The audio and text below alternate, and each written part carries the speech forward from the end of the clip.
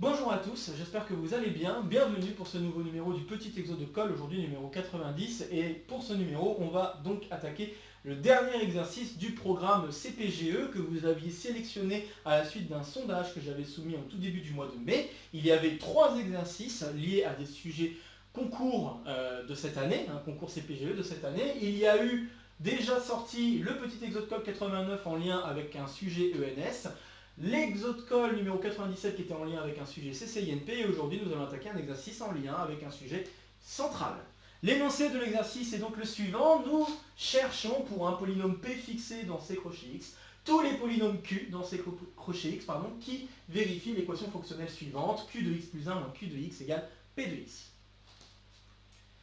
Donc voilà, c'est un exercice en lien assez étroit avec le sujet de centrale, le Math 2 en filière MP de cette année 2024. Donc cet exercice en tant que tel, je vous ai proposé un énoncé bien étayé et très court, en tant que tel pourrait s'aborder en deuxième année de classe préparatoire à condition d'avoir beaucoup de culture mathématique pour pouvoir outrepasser une difficulté qui est loin d'être simple. Sinon, en tant que tel, je pense qu'il y a pas mal de points liés à cet exercice qui pourraient très bien s'attaquer en première année de classe préparatoire. Je tiens à signaler que vous pouvez très bien chercher à résoudre l'exercice en suivant le sujet central. Mais moi, ce que je vais vous proposer, c'est une résolution qui va bifurquer un tout petit peu et qui va vous proposer de résoudre en fait cette équation fonctionnelle, mais en passant à travers une autre formule assez bien connue. Et c'est à ce moment-là où je disais que la culture mathématique, c'est essentiel ici pour pouvoir attaquer cet exercice, pour pouvoir avoir une bonne intuition de ce que pourraient être les solutions d'une telle équation. Et c'est là la grosse difficulté, c'est chercher en fait à expliciter toutes les solutions de cette équation polynomiale. En tant que tel, certains points d'étude peuvent se faire en première année de classe préparatoire, mais encore une fois, les expressions explicites, là, c'est là toute la difficulté. Donc, encore une fois, vous pouvez jeter un coup d'œil au sujet en même temps que vous attaquez cet exercice. Et donc, avant de vous donner un plan d'attaque, qui sera mon plan d'attaque, qui ne suivra pas tout à fait le sujet central, je vous invite à faire une pause sur la vidéo pour essayer de résoudre cet exercice par vous-même avant que je ne vous dise quoi que ce soit d'autre. Ok, alors je vais vous proposer un plan d'attaque pour cet exercice. Et je le répète, ce plan ne va pas tout à fait suivre le sujet central en question. Le plan d'attaque va être le suivant. Dans un premier temps, on va regarder d'un peu plus près l'application qui est un polynôme Q associe Q de X plus 1 moins Q de X. Et je vais commencer par des questions très simples qui vont permettre même à des étudiants de première année de pouvoir se lancer dans cet exercice. Donc la première question que je vais poser, ça va être la suivante, de vérifier que delta est un endomorphisme de C crochet X. J'ai dit R, mais c'est C crochet X. Ok. C crochet X. Petit b, en déduire que si Q tilde est solution de l'équation étoile, alors toutes les solutions de étoile s'écrivent Q tilde plus K avec K dans le noyau de delta. Troisième point, connaissant le noyau de delta et une solution particulière à l'équation delta de Q égale x puissance P. C'est l'équation où on remplace finalement le polynôme P par juste x puissance P. Montrer qu'on conclut les solutions de l'équation étoile avec P naturel. Montrer qu'on conclut toutes les solutions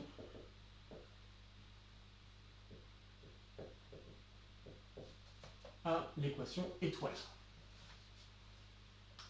Ok? Donc voilà un premier point d'exercice qui est, je pense, assez abordable en première année de classe préparatoire. La question suivante est encore assez abordable en première année de classe préparatoire, mais ça demande quand même un peu plus de recul. On va donc, grâce à cette première partie, se rendre compte qu'il suffit de connaître le noyau et une famille de polynômes particulière pour conclure. Donc, le deuxième point va être tout simplement d'étudier le noyau. Donc déterminer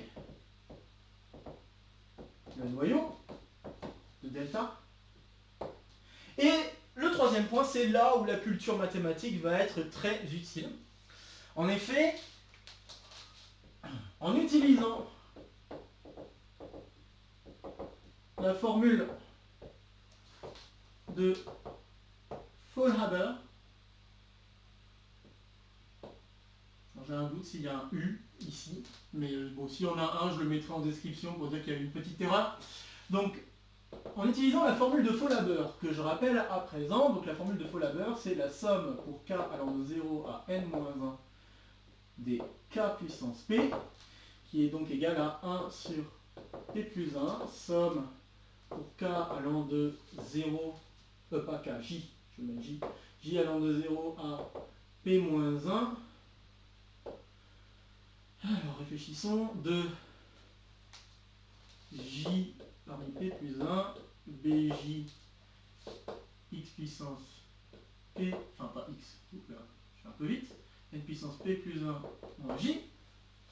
Donc avec, pour rappel, bj qui sont les nombres de Bernoulli. C'est une formule que nous avons déjà croisée dans les exos de colle, d'ailleurs je vais mettre tout de suite la référence.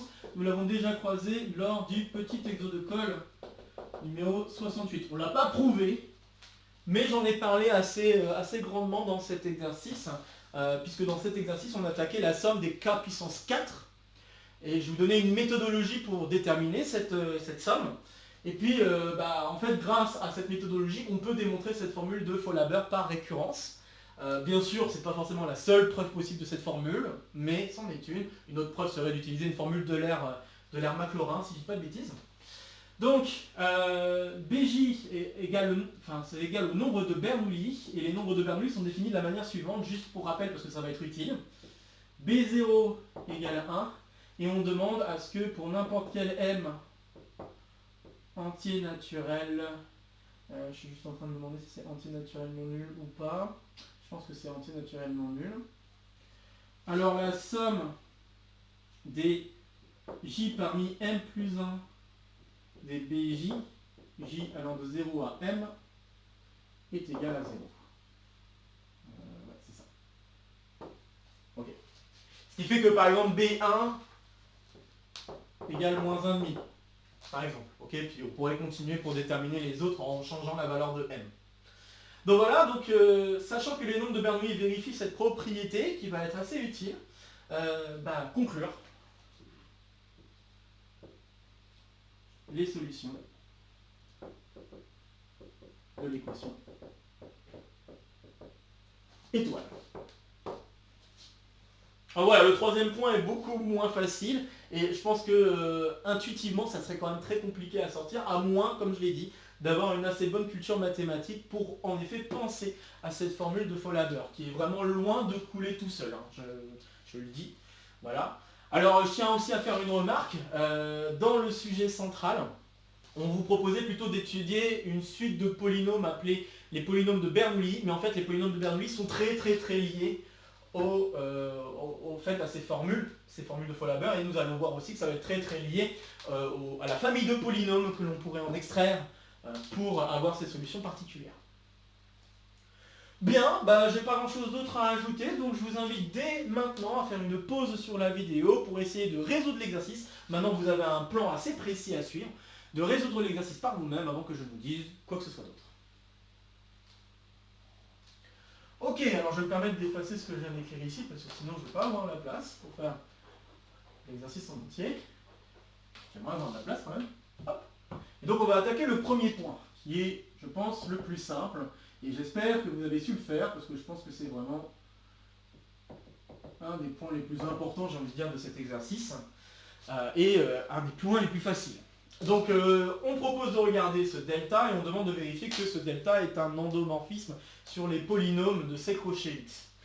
Donc, bon, je ne vais pas vous faire la partie linéaire, je vais la faire simplement à l'oral pour dire que l'application linéaire, vous pouvez très bien le faire par le calcul en disant bah, je vais faire lambda P plus Q, je vais faire delta de lambda P plus Q, et je vais vérifier que ça fait lambda delta de P plus delta de Q, ou alors vous pouvez le justifier en disant bah, vous avez l'application qui a Q associe Q, qui est donc l'application identité, qui est une application linéaire.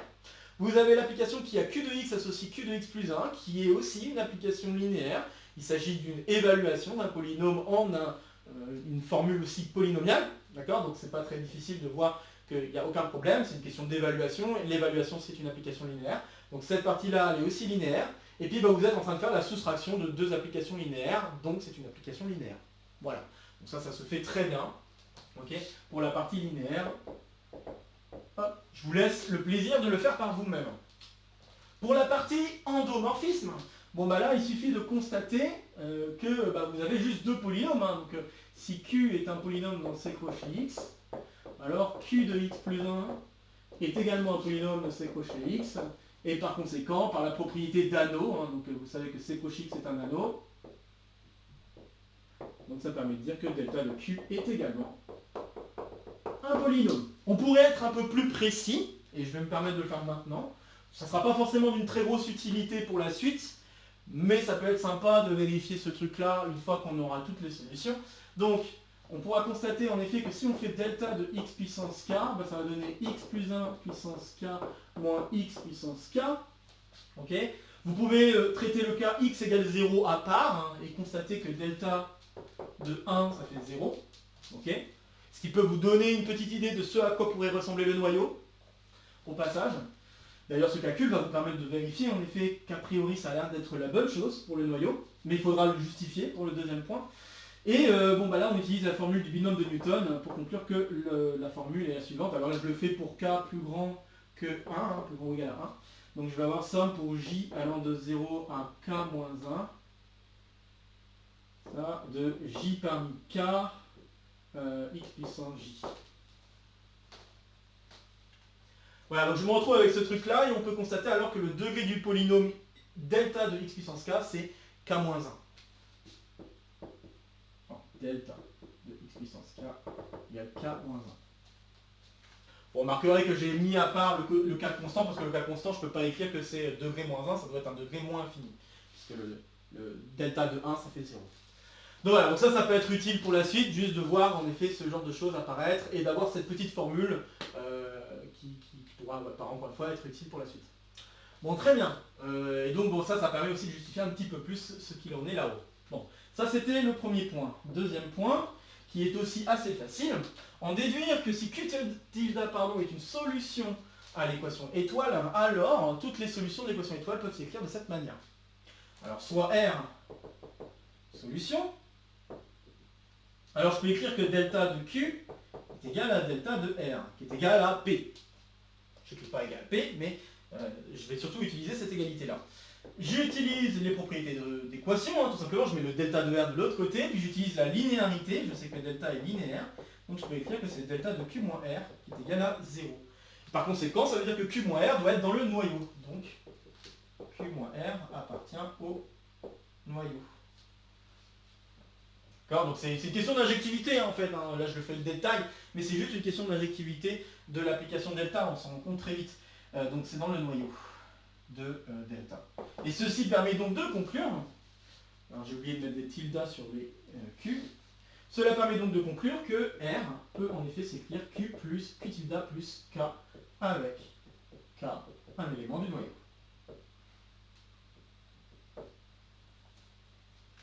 Voilà. Ça se conclut très vite, et ça permet aussi d'expliquer pourquoi la résolution de certaines équations passe à travers l'idée d'avoir une solution particulière, puis d'avoir des solutions homogènes. En effet, quand vous étudiez des équations différentielles, la formule d'équation différentielle, donc si je regarde ça comme une application qui va de y associe la formule qui se trouve à gauche de l'équation différentielle, qui dépend que de y, avec que des y', etc., on peut se rendre compte que cette application est également linéaire. Et grâce à cette linéarité, eh bien c'est pour cette raison qu'on peut juste se satisfaire d'avoir une solution particulière et toutes les solutions homogènes pour conclure. Donc c'est le cas pour les équations différentielles, c'est le cas pour certaines équations différenциennes, c'est le cas également pour des équations faisant apparaître des récurrences linéaires sur les suites. Donc vraiment cette chose-là permet d'expliquer des choses encore plus généraux, un mécanisme en fait général qui vous donne en fait la manière ou la méthode de résolution de certaines équations que vous connaissez bien. Et puis cette deuxième partie, c'est aussi lié à une méthode de résolution que vous connaissez bien, puisque ça, vous pouvez reconnaître qu'il s'agit du principe de superposition des solutions. Donc je vais le faire. Le C.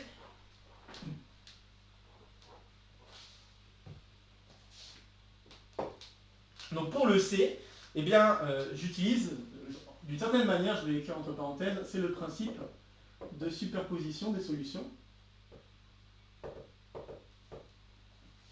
Ok, donc, si mon polynôme P s'écrit somme des AK x puissance K, K allant de 0 à N, eh bien je peux constater que delta de A, de la somme, pardon,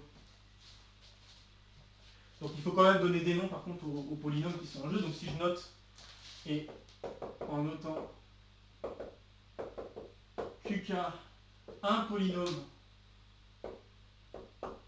tel que eh bien, delta de QK égale x puissance K, donc c'est-à-dire que j'ai mes solutions particulières, alors je peux constater que delta de la somme pour k allant de 0 à n des AK xk par linéarité, je vais avoir en effet exactement ce que je veux, c'est-à-dire P.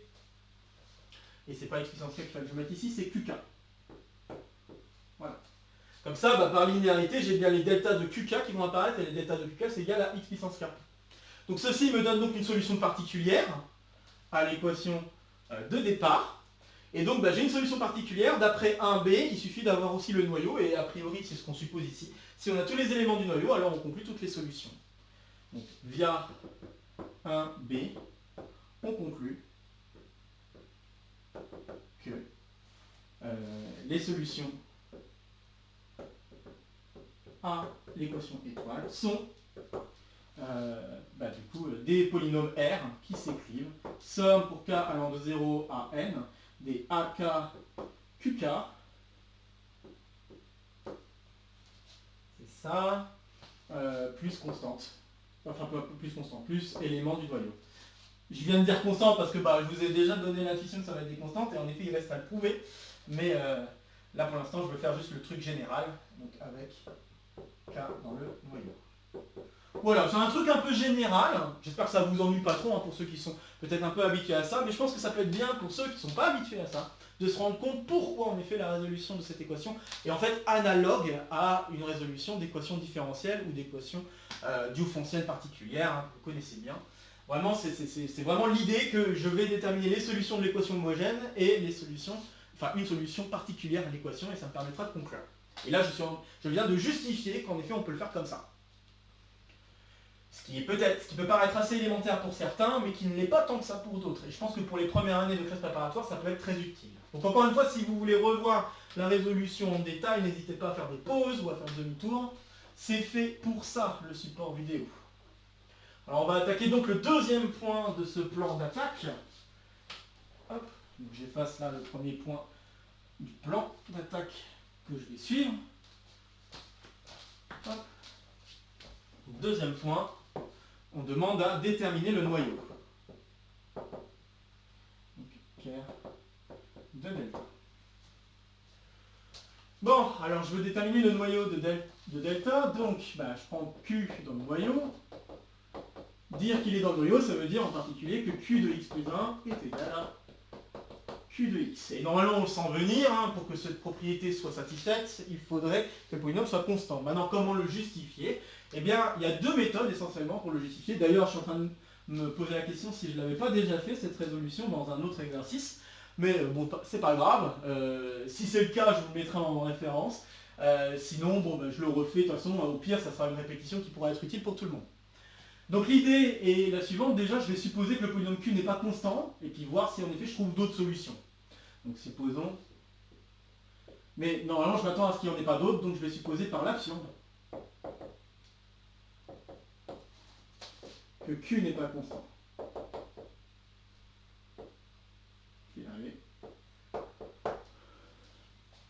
Alors essentiellement il y a deux arguments qui peuvent être utilisés, c'est des arguments qui sont un peu aux antipodes des mathématiques. On a d'un côté une résolution qui peut être dite algébrique et de l'autre côté une résolution qui peut être dite analytique. Alors je vais commencer par la résolution algébrique. Pour la résolution algébrique, il faut penser à d'Alembert-Gauss. Donc en effet, comme Q est non constant, ça veut dire que le degré de Q est supérieur ou égal à 1. J'ai envie de dire que dans les deux cas, il faudra utiliser ça. Et là, on va penser à d'Alembert-Gauss, puisqu'on a un polynôme de degré supérieur ou égal à 1, ça veut dire qu'il existe au moins une racine. Donc, d'après le théorème d'Alembert-Gauss, nous avons l'existence d'un alpha complexe tel que le Q de alpha vaut 0. Donc alpha est une racine de Q. Or, par la définition, enfin en tout cas par l'hypothèse que nous avons sur Q, on peut constater qu'on va pouvoir en soutirer une infinité de racines. Donc, par récurrence triviale, j'espère qu'elle sera triviale pour tout le monde, elle devrait, on a Q de alpha plus n égale 0 pour tout n dans Z. Ah oui, parce que vous pouvez très bien faire plus 1 et alpha plus 1, Q de alpha plus 1 c'est Q de alpha, donc ça fait 0. Puis après vous continuez. Et pareil pour moins 1. Bon, j'aurais pas forcément besoin de regarder les cas négatifs, mais bon, autant de faire se peut, je le fais, je le dis. Donc très bien, on a une infinité de racines, et donc les seuls polynômes qui ont une infinité de racines, ce sont les polynômes nuls. Donc Q admet une infinité de racines, ce qui implique que Q égale 0. Et ça nous amène à une contradiction avec l'hypothèse Q non constant. Très bien. De l'autre côté, on pourrait penser à un comportement coercif qu'admet n'importe quel polynôme de degré supérieur ou égal à 1. En effet, donc le comportement coercif, c'est de dire que la limite, quand x tend vers plus infini, plus ou moins infini, voilà, je travaille juste avec x réel, je pourrais très bien faire ça avec les complexes si je voulais, mais ici je vais me réduire au réel parce que ça va être un peu plus simple à noter. Du module de q de x, et bien ça c'est plus infini. Donc c'est ça, dire qu'une fonction est coercive. Et ici, si je voulais dire qu'elle soit coercive de c vers c, alors il faudrait plutôt regarder le module de z, enfin ce qui se passe pour la limite de module de q de z quand le module de z tend vers plus infini. Et ça se démontre très facilement, c'est une propriété qu'on peut démontrer en terminale, en mettant la puissance de x la plus grande en facteur, et puis voir que tout se passe bien. Ok, donc on a ce comportement coercif. Or, l'application qui a x associe, module, de q de x. Ça c'est une application qui est continue, puisque vous êtes en train de composer deux fonctions continues, une fonction polynomiale et le module, qui est une application continue. Donc vous avez cette application-là qui continue sur, en particulier, le segment 0,1. Mais une fonction continue sur un compact, c'est borné. Voilà, paf, réflexe. Donc ça veut dire que x associe module de q de x, c'est borné sur 0,1. Or, votre polynôme q, il est impériodique, ce qui signifie que cette fonction-là est également impériodique. Or, x qui associe module de q de x, j'aurais peut-être dû lui donner un nom, tant pis. Donc module de q de x est impériodique. Ce qui signifie alors que, finalement, cette fonction est bornée sur tout R. Et on a alors une contradiction avec la coercivité de la fonction. Puisque normalement on devrait tendre vers plus infini quand x tend vers plus infini ou vers moins infini. Mais là on est en train de dire que la fonction elle est bornée. Donc ça veut dire que c'est pas possible que ça tende vers plus ou moins infini, en plus ou moins infini. Enfin, c'est pas possible que ça tende vers plus infini, pardon, quand x tend vers plus ou moins infini, c'est ça que je voulais dire. Donc on a une contradiction. Dans les deux cas, on a une contradiction avec le fait que q est supposé non constant, donc on termine par dire que q est constant. Ce qui me permet d'affirmer alors que le noyau de delta, c'est tout simplement formé des polynômes constants. Exactement ce à quoi on pouvait s'attendre. Polynôme constant. Bien, on va pouvoir se lancer sur cette troisième partie qui est la partie la plus difficile. Alors en tout cas, c'est la plus difficile pour avoir l'intuition. C'est pas forcément la plus difficile une fois que je vous ai donné la bonne chose à faire. Donc c'est pour ça que je simplifie l'exercice en faisant ça. Donc en utilisant la formule de Folaber, encore une fois, je ne sais plus s'il y a un U ici. Donc la formule de Folaber que je vais réécrire, somme pour k allant de 0 à n-1 des k puissance p est égale à la somme 1 sur p plus 1. Somme pour j allant de 0 à p de j parmi p plus 1 bj n puissance p plus 1 moins j avec bj une suite, je précise aussi parce que ça va être important pour faire les calculs, tels que, donc c'est les nombres de Bernoulli qui sont définis en disant b0 égale 0, et pour tout m appartenant aux entiers naturels non nuls, si je fais la somme pour j allant de 0 à m des j parmi m plus 1 bj, ça fait 0. Voilà. Okay. Donc ça permet de définir, je le redis, cette relation permet de définir par récurrence tous les termes de la suite. Donc très bien, en utilisant ça, conclure. Et c'est là où on bifurque du sujet central, car le sujet central vous invite à regarder une famille de polynômes bien précise. Et ici, il faudrait y voir une famille de polynômes bien précise. Je vais vous montrer comment cette formule qu'on vient de poser là, en effet, nous permet de conclure. Et de donner donc une famille de polynômes qui serait solution particulière de chacune des équations que l'on souhaitait dans la question 1c. Donc l'idée est la suivante, vous posez, pour l'instant on va pas encore dire grand chose, mais on va poser QP, soit QP, P entier naturel, tel que, donc on fait une analyse synthèse si vous voulez, là c'est une analyse si vous voulez, et après il faudra faire une synthèse. Donc je pose QP tel que, delta de QP c'est égal à x puissance P. Très bien, donc pour tout P, entier naturel. Alors il y a plusieurs propriétés qu'on pourrait démontrer, je vais les énumérer juste pour dire que ça sera fait. Donc la première chose qu'on peut constater, c'est que le degré de QP est égal à P plus 1, d'accord? Pourquoi pas, ça vient un petit peu du calcul que je vous ai explicité tantôt. Un autre truc qu'on pourrait constater, c'est que la dérivée de QP plus 1, c'est égal à, que je fasse pas de bêtises, P plus 1 fois QP plus une constante. D'accord? Pourquoi? Parce qu'il suffit de reprendre, donc juste pour l'expliquer rapidement, il suffit de reprendre l'équation que satisfait QP plus 1, de dériver la relation, et de constater que la dérivée commute avec l'application delta.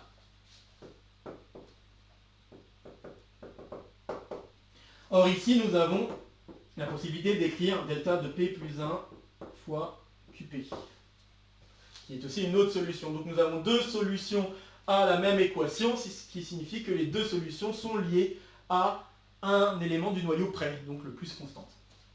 Okay.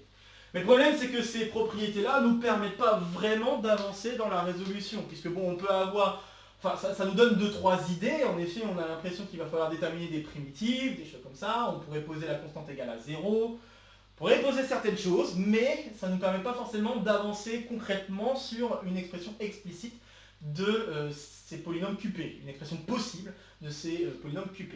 Et en fait, la bonne idée pour avancer, c'est justement d'y voir, caché derrière ce truc, une question de sommation des k puissance p. En effet, et c'est ça le point le plus important, pour tout k appartenant aux entiers naturels, je peux constater que delta de QP calculé en K, bah, c'est égal en fait à K puissance P. Et donc, bah, si je m'amuse à sommer, puisque j'ai besoin d'utiliser la formule de Faux-Laber, si je somme, je vais donc avoir, donc pour tout n entier naturel non nul, je vais avec delta de QP de K, somme pour K allant de 0 à n-1 bien sûr, qui est égale à la somme pour K allant de 0 à n-1. Or, bah, cette somme-là, c'est une somme télescopique, hein. Vous êtes en train de faire en fait QP de K plus 1 moins QP de K. Donc comme c'est une somme télescopique, vous avez QP de n moins QP de 0. Et là, une bonne idée, puisque bon, bah, vous voyez que ces propriétés sont assez sympas, mais ne permettent pas forcément de conclure. Là, une bonne idée, ça serait de se dire, bah, pourquoi pas poser QP de 0 égale 0. Histoire de simplifier un petit peu les choses. Il faut se poser la question, est-ce qu'on a le droit de faire ce choix? A priori, on aurait le droit, hein, parce qu'avec les relations que j'ai posées, on veut juste une primitive de QP plus 1, on n'a pas imposé quel type de primitive on veut. Okay, donc rien n'empêche a priori de se permettre de poser QP plus 1 en 0 vaut 0, puisqu'on cherche une primitive de cette fonction-là, sachant que la constante ici aussi est un choix possible. Donc, pourquoi pas enlever QP de 0 et se permettre de supposer que QP de 0 vaut 0. En faisant ça, alors j'arrive à QP de n est égal à cette chose. Mais grâce à la formule de Faux-Laber, je vais pouvoir la réécrire de cette manière. Et là, vous pourrez constater une petite faute que j'ai faite quand j'ai écrit l'énoncé pour la première fois, qui va finalement être la bonne réponse. Hein. Donc une faute parce que je ne voulais pas donner la solution tout de suite. Mais en effet, vous avez alors une autre expression polynomiale. Ça, c'est une expression polynomiale en n. D'accord? C'est une expression polynomiale en n qui s'identifie au polynôme ici QP calculé en n. Donc ça veut dire que si je me permets de définir, donc si on pose fp de x comme étant la même expression, et c'est en cela que la formule de Faux-Laber est utile, vous allez voir que ça va très bien fonctionner. Donc x puissance p plus 1 moins j. Si je considère ça, j'ai alors deux polynômes qui sont égales sur tous les entiers naturels, bon, même nuls, sur tous les entiers naturels. Non, sur tous les entiers naturels non nuls, faut quand même non nul, je pense. Ok. Donc j'ai une égalité qui est satisfaite pour tous les entiers naturels non nuls. Ok. Donc, on a pour tout n entier naturel non nul, donc QP de n qui doit être égal à FP de n.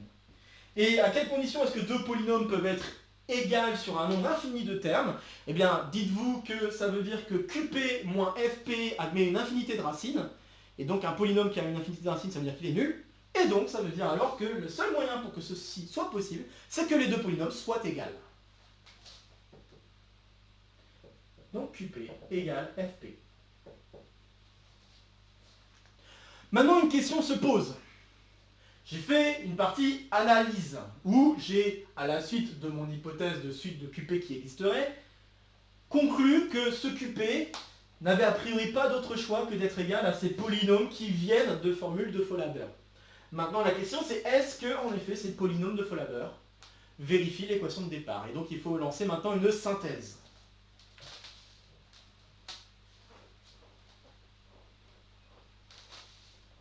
Alors, je ne vais pas m'amuser à vérifier la dérivation, parce que bon, il y a déjà une question de constante près qui est un peu embêtant, mais je vais m'amuser déjà à vérifier quelques petits points rapides qui nous permettent déjà de sentir que ça va plutôt bien marcher. Et après, je vais vous faire le dernier calcul, le calcul justement qui met en avant que que ces polynômes-là sont bien des solutions. Donc, synthèse. Donc, je vous fais d'abord constater que le degré de ces polynômes, c'est bien p plus 1. Qui est constaté, là, c'est assez rapide, prenez j égale 0, vous avez bien un x puissance p plus 1, et c'est le plus grand degré que vous pouvez avoir, okay, sachant que pour j égale 0, vous avez b0, et b0, alors j'ai mis b0 égale 0, j'ai écrit une bêtise, normalement c'est 1. J'espère que j'avais bien mis 1 quand j'ai énoncé le truc au départ, mais c'est bien 1 là-bas. Donc B0 vaut 1 et du coup bah, ça marche, hein. Le coefficient devant x puissance p plus 1 c'est bien égal à quelque chose de non nul, donc on conclut que ça marche. Très bien. Il y a ça. Un autre truc qu'on peut constater, c'est aussi que fp de 0, ça fait bien 0. Pourquoi je le vérifie ça? C'est parce que j'ai supposé, pour pouvoir avancer dans mes calculs, j'ai supposé à un moment donné que mon QP de 0 valait 0. D'accord? Et donc bah, ça serait bien de vérifier que la famille que j'ai trouvée là vérifie également la même propriété. Et c'est le cas. Donc tout va bien. Encore une fois, vous pouvez le constater que dans cette sommation, il y a bien un x qu'on peut mettre en facteur, étant donné qu'au plus haut, j égale p, et du coup, le plus petit degré, ça sera bien p plus 1 moins, p plus 1 moins p, et du coup, ça veut dire que ce degré serait égal à 1 au pire des cas. Bien, alors maintenant que je vous ai fait ces deux petits trucs, je ne vais pas vérifier pour la dérivée. Ça va découler très vite du fait que c'est bien une solution à l'équation, et maintenant je vais le faire. Donc montrons que delta de fp, c'est bien égal à x puissance p. Et cette formule va être très utile. Alors, c'est parti. C'est là où on va devoir faire un peu de calcul. Donc si je calcule delta de fp. Delta de fp, c'est donc la somme. Faut pas faire de bêtises. J'utilise la linéarité. Donc, je vais avoir 1 sur p plus 1, somme pour j allant de 0 à p, de j parmi p plus 1, de bj, ok, fois delta de x puissance p plus 1 moins j. Ok. Pour l'instant, on ne panique pas. Et on avance. On essaie d'avancer sereinement. Très bien. Et on va calculer ce delta de p plus 1. Bah, on l'a déjà calculé. Hein. Je vous l'ai fait tout tantôt avec p plus 1 moins j égale k. Bon, bah, j'ai juste à réappliquer la formule dans ce principe-là. Donc je vais avoir ceci. Somme pour j allant de 0 à p. J p plus 1. B j. Somme. Faisons pas de bêtises, donc L allant de 0 à P plus 1 moins J, mais il faut que j'enlève le 1. Donc P moins J de P plus 1 moins J, et je vais faire L parmi ce truc-là, fois X puissance L. Voilà. Donc j'ai réadapté la formule de X puissance K pour X puissance P plus 1 moins J. Et maintenant, j'aimerais savoir ce que ça donne pour chacune des puissances de X.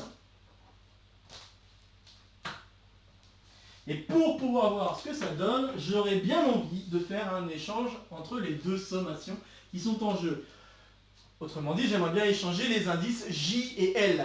Je vais échanger leur rôle. Alors, si L, vous pouvez constater d'abord que J est compris entre 0 et P, et que L est compris entre 0 et P moins J. D'accord? Maintenant que j'ai constaté ça, si on regarde un petit peu plus près ce qui se passe, je peux, en essayant d'échanger le rôle des deux machins, je peux constater que si j'ai pas de restriction sur J, L peut très bien aller de 0 à P. Donc L peut très bien aller de 0 à P. Et puis une fois que j'ai imposé L, il va falloir que j'impose J, de façon à ce que les inégalités que j'ai écrites ici soient satisfaites, encore une fois. Et là, on peut constater que demander ça, c'est équivalent à demander à ce que finalement J plus L soit inférieur ou égal à P. Puisque ça sera clairement supérieur à J. Hein. Si je fais plus J partout, c'est clairement supérieur ou égal à J, puisque J est un entier positif. Donc il n'y a pas de problème. Et J plus, tout ce qu'on demande, c'est que J plus L soit supérieur ou égal à P. Pardon. Et donc, pour que ceci soit satisfait, on se rend compte alors qu'il nous faut que J soit compris entre 0 et P moins L. Voilà, si ça c'est satisfait, alors cela revient à vérifier cette condition-là avec J qui doit être positif, ou J et L sont tous deux positifs, d'accord? Donc, je vais l'écrire ici, J et L tous deux positifs. Donc, la condition qui est ici, c'est équivalent à cette condition, et cette condition est équivalente à cette condition. Ce qui va donc maintenant me permettre d'échanger le rôle des deux sommes. Très bien, échangeons le rôle maintenant des deux sommes. Je vais me retrouver alors avec 1 sur P plus 1, somme pour L allant de 0 à P. Je vais pouvoir enfin sortir le x puissance L que je voulais. Et puis je me retrouve avec somme pour J allant de 0 à P moins L. de... Alors, là on s'accroche. J parmi P plus 1, L parmi P plus 1 moins J, dBJ. Ok. Bon, alors maintenant il faut regarder un petit peu le coefficient binomial et se rendre compte qu'on peut simplifier grandement le coefficient binomial en ayant comme objectif qu'on voudrait faire apparaître cette somme. Si on arrive à faire apparaître cette somme, on se rendra compte que beaucoup de termes dans cette, somme, dans cette double somme vont être nuls. Et c'est là tout l'enjeu. Alors je vais me permettre d'effacer ça pour pouvoir vous permettre de suivre un peu plus clairement ce qui se passe. Encore une fois, n'hésitez pas à faire demi-tour pour comprendre ce qui s'est passé là, pour le changement entre les deux sommes qui s'est produit. Je ne me suis pas mis limite le x puissance L, puisqu'il ne dépend que de L, il ne dépend pas de J, d'accord? Donc maintenant, je vais regarder ce truc-là de plus près, et notamment, je vais regarder le coefficient binomial qui est ici. Donc j'ai P plus 1 factoriel sur J factoriel, P plus 1 moins J factoriel. Ici, je vais avoir ensuite un P plus 1 moins J factoriel, L factoriel, et un P plus 1 moins J moins L factoriel. Bon, c'est un peu moche, mais voilà à quoi ressemble ce produit. Et vous pouvez constater qu'il y a des trucs qui simplifient quand même. Il y a le P plus 1 moins J qui se simplifie avec le P plus 1 moins J ici. Donc, tac, tac, très bien. Et l'idée étant que j'aimerais faire apparaître un coefficient binomial qui ressemble beaucoup à celui qui est écrit là. Et pour pouvoir ressortir ce coefficient binomial, l'idée est la suivante. Je suis en train de faire une sommation pour L allant de 0, alors je réfléchis juste 2 secondes, si... Ah oui, non, voilà, c'est ça. Pour 0, ouais, donc c'est ça. Donc je veux faire une somme de 0 jusqu'à P moins L. Ce qui serait donc une bonne idée, c'est que le coefficient en haut, là, le numéro qui se trouve dans le coefficient binomial, là-haut, ça doit être P moins L plus 1. Alors la question c'est, est-ce que je peux m'amuser à multiplier par P moins L plus 1 pour avoir quelque chose qui ressemble beaucoup à ce que je veux? La réponse est oui, vous pouvez le faire. Et il faut juste réagencer un peu les facteurs. Donc ce produit va être la même chose que P plus 1 factoriel sur L factoriel fois P plus 1 moins L factoriel. Le tout multiplié par, et là du coup il faut que je fasse P plus 1 moins L factoriel sur J factoriel, P plus 1 moins L moins J factoriel. On a ceci.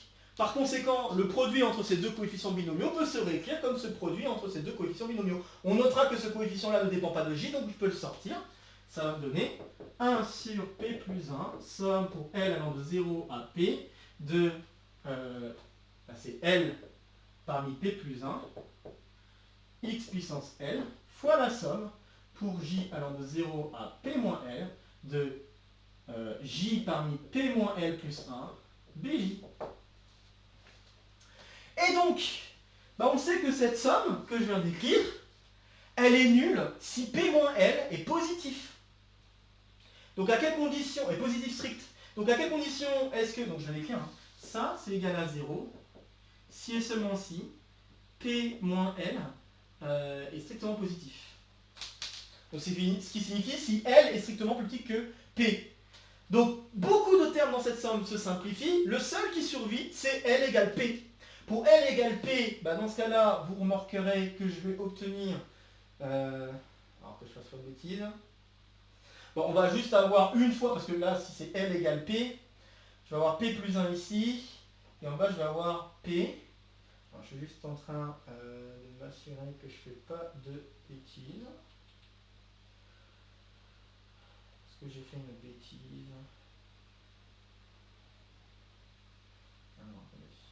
Oui, donc J égale 0. Et du coup, ça fait 0 parmi 1. Ouais, donc ça va, tout va bien. J'avais peur, j'ai eu peur pendant un instant. Donc ça fait bien 0 parmi 1. Si je prends L égale P, je vais avoir juste 0 parmi 1. 0 parmi 1, ça fait 1. Donc je vais finalement avoir que B0. Et B0, ça vaut 1. Donc ça veut dire que, comme le seul terme qui survit, c'est le terme où L égale P, eh bien je vais avoir 1 sur P plus 1 fois P parmi P plus 1, x puissance P. Mais P parmi P plus 1, c'est P plus 1, donc ça simplifie et ça donne bien x puissance P. Et voilà, le tour est joué, je viens de démontrer que les polynômes FP sont bien des solutions particulières aux équations delta de Q égale x puissance P. Et donc on peut maintenant conclure que si P, grâce à la question 1C, j'ai envie de dire,